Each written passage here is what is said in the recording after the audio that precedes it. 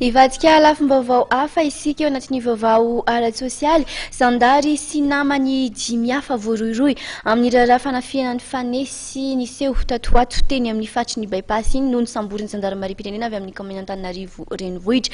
Ankoatr'ireo dia olona iray tafiditra amin'ny andian-jolahy mpanao fakana ankeriny ihany koa no voasambotra ny farany herinandro teo. Ny andinindin'izay ary.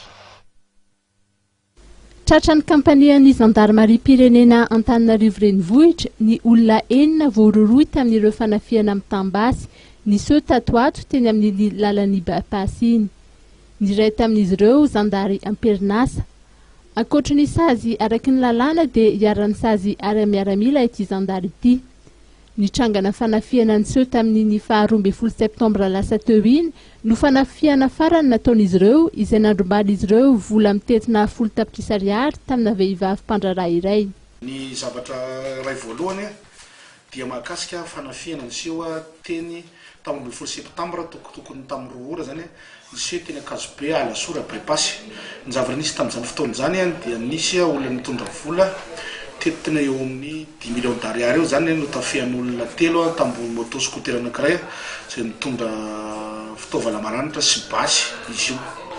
Rehefa natao zany ny ankety teo anivon'ny Alasora, poste d'avancée Alasora dia nigadra le chauffeur tamin'ny andro.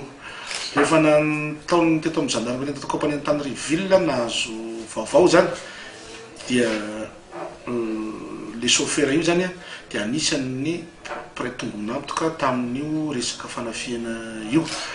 Nanomboka tamin'ny 9 septambra 2023 no natao ny fanadihadiana ka tratra ny olona enina miaraka tamin'ny moto scooter anankiroa tamin'izy io.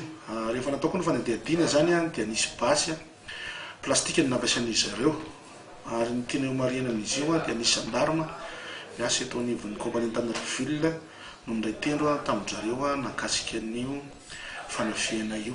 Voasambotra ny zandarmariam-pirenena ihany koa ny lehilahy iray voaroroy tamina raharaha fankanan-keriny teto an-drenivohitra. Ny raharaha fankanan-keriny tamin'ny volana aogositra 14 no nisamborana azy. Ny faharoa ndray dia mahakasika resaka kidnapping. Efa nisy moa ny opération natao teto anivon'ny compagnie Antananarivo niarahana tamin'ny brigade spéciale resaka kidnapping izay nahitana vokatra maromaro.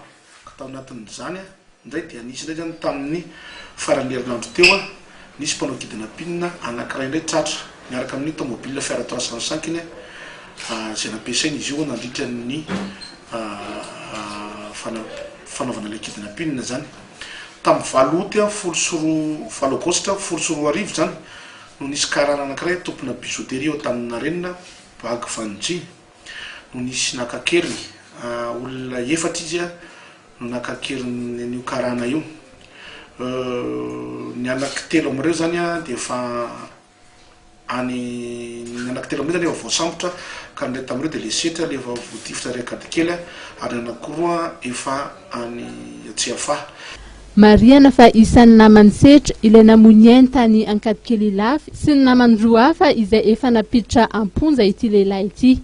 Manentana ny vahoaka amplazan'ny mpitandro filaminana amin'ny laharana 710 hatrany ny zandarmariam-pirenena raha misy tranga mampiayay mba hanamora ny fanadihadiana ataon'izy ireo.